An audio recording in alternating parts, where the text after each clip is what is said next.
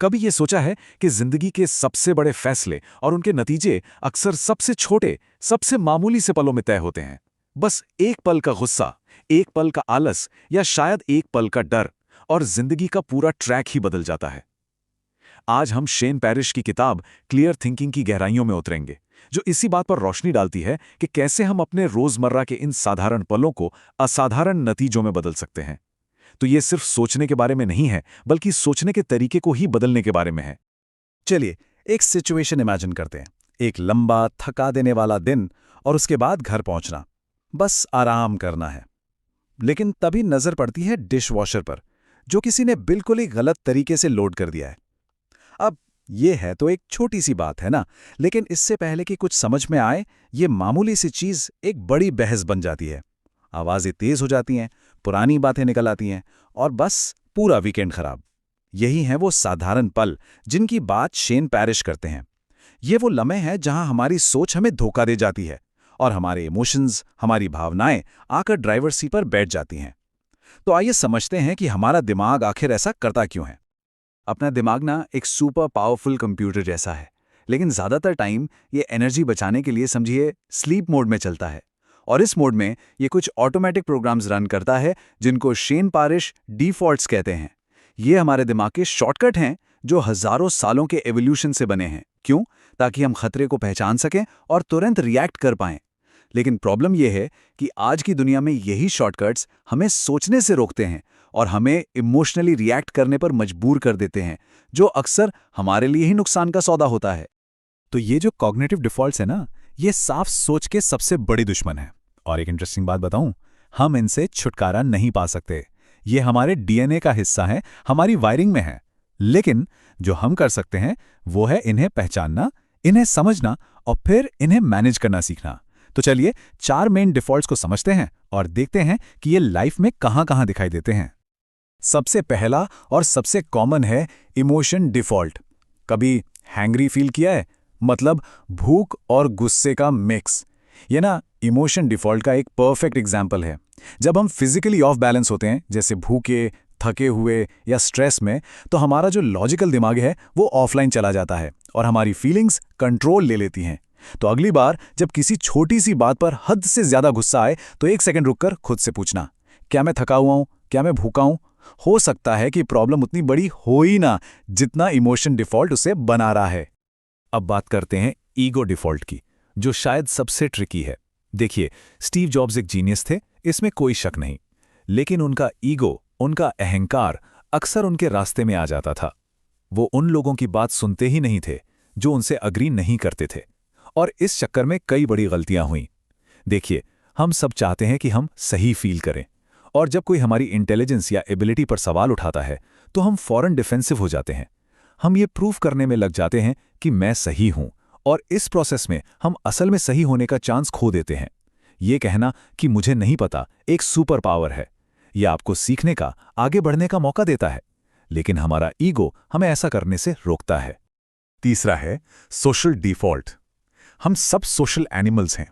हमें एक ग्रुप का हिस्सा बनना पसंद है, लेकिन इसकी एक कीमत चुकानी पड़ती है। सोशल मीडिया को ही ले लीजिए। ये तो सोशल डिफ़ॉल्ट का समझिए ब्रीडिंग ग्राउंड है। हम देखते हैं कि बाकी लोग क्या कर रहे हैं, क्या पहन रहे हैं, कहाँ जा रहे हैं, और हम भी बिना सोचे समझे वही करना चाहते हैं। कंपनियां बेस्ट प्रैक्टिसेस फॉलो करती हैं, लेकिन जैसा पैरिश कहते हैं, अगर आप वही करेंगे जो बाकी सब कर रहे हैं, तो आपको भी वही एवरेज रिजल्ट्स मिलेंगे जो बाकी सबको मिल रहे हैं। एक्स्ट्रॉर्डिनरी रिजल्ट्स के लिए भीड़ से अलग सोचने की, अलग करने की हिम्मत चाहिए। और आखिर में है इनर्शिया डिफ़ॉल्ट, यानी जड़ता। सोचिए, एक ही नौकरी में सालों तक फंसे रहना, भले ही वो पसंद ना हो। एक ही शहर में रहना, सिर्फ इसलिए कि वो फेमिलियर है। यही है इनर्शिया डिफ़ॉल्ट। हमारा दिमाग ना चेंज से नफरत करता है। क्यों? क्योंकि चेंज में मेहनत लगती है, अनसर्टेनिटी होती है। इसलिए हम अक्सर एक एवरेज लेकिन कंफर्टेबल रास्ते पर ही टिके रहते हैं। कंफर्टेबल रहना आसान है, बिल्कुल, लेकिन इस आराम की कीमत अक्सर मीडियोक्रिटी होती है, यानी एवरेज रहना। अगर लाइफ में कुछ भी बदलना है तो इस इनर्शिया से लड़ना पड़ेगा, उस डिस्कम्फर्ट को गले लगाना होगा, क्योंकि ग्रोथ हमेशा कंफर्ट जोन के बाहर ही होती है। तो अब दुश्मन को हम जानते हैं। ये 4 डिफ़ॉल्ट्स हमारी प्रोग्रेस के रास्ते में खड़े हैं। लेकिन सवाल ये है कि हम इनसे लड़े कैसे? जवाब है मेंटल स्ट्रेंथ बिल्ड करके, एकदम जैसे मसल बिल्ड करते हैं। और ये रातों रात नहीं होता, इसमें मेहनत लगती है, प्रैक्टिस लगती है। ये अपनी कमजोरियों को एक्सेप्ट करने और फिर उन्हें अपनी सबसे बड़ी ताकत में बदलने के बारे में है। बेसिकली ऑटो पायलट मोड से बाहर निकलकर कॉन्शियसली जीने के बारे में है। ये है वो मूल मंत्र जिसे अपनाने की जरूरत है। इसे अपने दिमाग में एकदम फिट कर लीजिए। आउटकम इज किंग, ईगो नहीं। जब भी किसी डिस्कशन या डिबेट में हमारा फोकस क्या सही है से हटकर कौन सही है पर चला जाता है ना, समझो हम हार गए। हमेशा बेस्ट आइडिया जीतना चाहिए, चाहे वो किसी का भी हो। जब इस सिंपल रूल को फॉलो करना शुरू करेंगे तो बेहतर डिसीजन अपने आप आने लगेंगे। ये इतना सिंपल है और उतना ही डिफिकल्ट भी। ये 4 स्ट्रेंथ्स हमारे डिफॉल्ट्स के खिलाफ हमारा समझो एक कवच है। चलिए इन्हें प्रैक्टिकल एग्जाम्पल से समझते हैं। पहला, सेल्फ अकाउंटेबिलिटी। इसका मतलब है ट्रैफिक में फंसने के लिए ट्रैफिक को ब्लेम मत करो, अपनी प्लानिंग को ब्लेम करो कि जल्दी क्यों नहीं निकले। दूसरा, सेल्फ नॉलेज। वॉरेन बफेट कहते हैं कि वो सिर्फ उन बिजनेसेस में इन्वेस्ट करते हैं जिन्हें वो समझते हैं। वो अपना सर्कल ऑफ कॉम्पिटेंस जानते हैं। यही है सेल्फ नॉलेज। तीसरा, सेल्फ कंट्रोल। किसी के गुस्से वाले ईमेल का जवाब देने से पहले 24 घंटे वेट करो। ये आपको इमोशनल डिफॉल्ट से बचाता है। और चौथा, सेल्फ कॉन्फिडेंस। सही काम करो, भले ही वो पॉपुलर ना हो। ये सोशल डिफॉल्ट से लड़ने की ताकत देता है। ये चारों मिलकर ही गुड जजमेंट की नींव बनाते हैं। तो अब हमारे पास फाउंडेशन है। हमने मेंटल स्ट्रेंथ की मसल्स बिल्ड करना शुरू कर दिया है। लेकिन इस फाउंडेशन पर घर कैसे बनाएं? हमें कुछ टूल्स की, कुछ स्ट्रैटेजीज की ज़रूरत है। तो ये सेक्शन हमें वो प्रैक्टिकल टूल्स देगा जिनकी ज़रूरत हमें रियल वर्ल्ड में, प्रेशर वाली सिचुएशंस में क्लियर थिंकिंग को अप्लाई करने के लिए पड़ेगी। ये स्ट्रैटेजीज हमारे बॉडीगार्ड्स की तरह हैं। ये हमें तब प्रोटेक्ट करते हैं जब हम सबसे कमज़ोर होते हैं। चलिए इन्हें कुछ मज़ेदार नाम देते हैं ताकि ये याद रहें। पहला, प्रिवेंशन, यानी भूखे पेट शॉपिंग नहीं करना रूल। दूसरा, ऑटोमेटिक रूल्स, जैसे फोन पर कभी हाँ नहीं कहना रूल। तीसरा, क्रिएटिंग फ्रिक्शन। इसका मतलब है कुकीज जार रूल, यानी कुकीज को किचन में सबसे ऊपर, सबसे पीछे छिपाकर रखना। चौथा, गार्ड रेल्स, जैसे पायलट की चेकलिस्ट रूल, जो श्योर करता है कि आप कोई इंपॉर्टेंट स्टेप मिस ना करें। और पांचवा, शिफ्टिंग पर्सपेक्टिव, यानी दीवार पर मक्खी रूल, सिचुएशन को एक आउटसाइडर की तरह देखना। ये नोबेल प्राइज विनर डैनियल काहनेमैन का एक ब्रिलियंट एग्जाम्पल है। देखिए, काहनेमैन जानते थे कि वो सोशल प्रेशर में आ जाते हैं और फोन पर तुरंत हाँ कह देते थे। तो उन्होंने एक रूल बनाया जो उन्हें खुद से ही बचाता था। ये एक बहुत पावरफुल आइडिया है।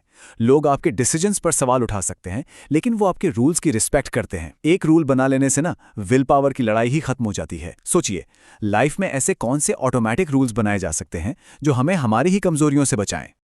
आज की इस इंफॉर्मेशन ओवरलोड वाली दुनिया में ये जानना बहुत जरूरी है कि सुनना किसकी है। और ये स्लाइड एक बेहतरीन गाइड है। अक्सर ऐसा होता है कि हम किसी गुरु या एक्सपर्ट से मिलते हैं जो बड़े बड़े कॉम्प्लेक्स शब्दों का इस्तेमाल करते हैं, लेकिन जब उनसे कुछ बेसिक सवाल पूछे जाते हैं तो वो जवाब नहीं दे पाते, बल्कि चिढ़ जाते हैं। ये एक बहुत बड़ा रेड फ्लैग है। एक सच्चा एक्सपर्ट चीज़ों को आसान बना सकता है क्योंकि वो उन्हें गहराई से समझता है, जबकि एक नकलची चीज़ों को कॉम्प्लेक्स बनाता है ताकि वो अपनी नासमझी को छिपा सके। हमेशा उस एक्सपर्ट की तलाश में रहिए जो मुझे नहीं पता कहने से डरता ना हो। ये शायद इस किताब का सबसे इंपॉर्टेंट लेसन है। हम अक्सर क्या करते हैं, हम अपने डिसीजंस को रिजल्ट के बेसिस पर जज करते हैं। रिजल्ट अच्छा तो डिसीजन अच्छा, रिजल्ट बुरा तो डिसीजन बुरा। इसे रिजल्टिंग कहते हैं और ये एक बहुत बड़ी गलती है। पोकर के गेम के बारे में सोचिए। आप हर हैंड नहीं जीत सकते, भले ही हर बार सही मूव चलें। एक अच्छा पोकर प्लेयर प्रोसेस पर फोकस करता है, रिजल्ट पर नहीं। उसे पता है कि अगर वो लगातार अच्छे डिसीजंस लेता रहेगा तो लॉन्ग रन में वो जरूर जीतेगा, भले ही बीच में कुछ हैंड हार जाएं। हमें अपनी लाइफ को भी ऐसे ही देखना चाहिए। तो सवाल है, हम अपने डिसीजन मेकिंग प्रोसेस को सुधारें कैसे? सिर्फ 2 कदमों से। पहला, लिखने की आदत डालें। जब आप अपने विचारों को कागज पर उतारते हैं ना, तो आप उन्हें साफ साफ देख पाते हैं और उनमें जो कमियां हैं उन्हें पहचान सकते हैं। और दूसरा, और ये चीज लाइफ चेंजिंग हो सकती है, एक डिसीजन जर्नल शुरू करें। आज ही एक नोटबुक लें और अपना पहला डिसीजन रिकॉर्ड करें। लिखें कि आप क्या फैसला कर रहे हैं, क्यों कर रहे हैं और आप क्या एक्सपेक्ट कर रहे हैं। टाइम के साथ ये जर्नल आपको अपनी थिंकिंग के बारे में इतना कुछ सिखा देगा जितना कोई और चीज नहीं सिखा सकती। अब तक हमने इस बात पर फोकस किया कि कैसे बेहतर डिसीजन लें, लेकिन ये किताब हमें एक और भी गहरे सवाल पर ले जाती है। हम जो हासिल करने की कोशिश कर रहे हैं, क्या वो चीज हासिल करने लायक भी है? मैनेजमेंट गुरु पीटर ड्रकर ने कहा था, management is doing things right, leadership is doing the right things. मतलब चीजों को सही तरीके से करना एक बात है और सही चीजें करना दूसरी। क्लियर थिंकिंग सिर्फ इफेक्टिव होने के बारे में नहीं है, ये गुड होने के बारे में है, सही गोल्स चुनने के बारे में है। ये एक बहुत गहरा डिफरेंस है। एक इफेक्टिव डिसीजन आपको प्रमोशन दिला सकता है, लेकिन एक अच्छा डिसीजन आपसे ये सवाल करवाएगा कि क्या वो नौकरी सच में खुशी देती है। हम अक्सर बाहरी चीजों के पीछे भागते रहते हैं, पैसा, पोजीशन, फेम, ये सोचकर कि ये हमें खुश करेंगी, लेकिन हम एक हेडोनिक ट्रेडमिल पर चढ़ जाते हैं जहां हर अचीवमेंट के बाद हमें और ज्यादा चाहिए होता है। तो खुद से ये सवाल पूछें, क्या एक इफेक्टिव लाइफ जी जा रही है या एक गुड लाइफ? क्या सिर्फ गोल्स के पीछे भागा जा रहा है या उन गोल्स के पीछे जो सच में मैटर करते हैं? चलिए एक पावरफुल थॉट एक्सपेरिमेंट करते हैं। एक पल के लिए अपनी आंखें बंद कीजिए, सच में कीजिए। इमेजिन कीजिए कि आप 80 साल के हैं, एक आरामदायक कुर्सी पर बैठे हैं, अपने परिवार से घिरे हुए। आप अपनी जिंदगी को पीछे मुड़कर देख रहे हैं। आपको क्या पछतावे हैं? आप क्या चाहते हैं कि आपने अलग किया होता? क्या उस डिशवॉशर वाली लड़ाई की कोई परवाह है, या इस बात की परवाह है कि अपने लोगों के साथ कितना टाइम बिताया, अपने सपनों का पीछा कितनी हिम्मत से किया? अब अपनी आंखें खोलिए, अभी भी वक्त है, अभी भी अलग तरीके से चुना जा सकता है। और यही इस पूरी बातचीत का सार है। असली विजडम इस बात में है कि जो सबक हम फ्यूचर में पछतावे के साथ सीखने वाले हैं, उन्हें हम आज ही सीख लें और इसे अपनी फोरसाइट, अपनी दूरदर्शिता बना लें। तो चैलेंज यही है, क्या फ्यूचर के रिग्रेट को प्रेजेंट की फोरसाइट में बदला जा सकता है? क्या आज वो डिसीजंस लिए जा सकते हैं जिनके लिए हमारा फ्यूचर सेल्फ हमें थैंक यू कहेगा? यही है क्लियर थिंकिंग की असली पावर। यही है साधारण पलों को एक एक्स्ट्रा ऑर्डिनरी लाइफ में बदलने की पावर।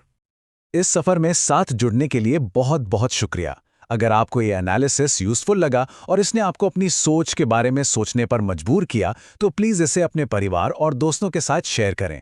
आपका सपोर्ट हमें इस तरह का और कंटेंट बनाने में बहुत हेल्प करता है। देखने के लिए धन्यवाद, और हाँ, साफ सोचते रहिए।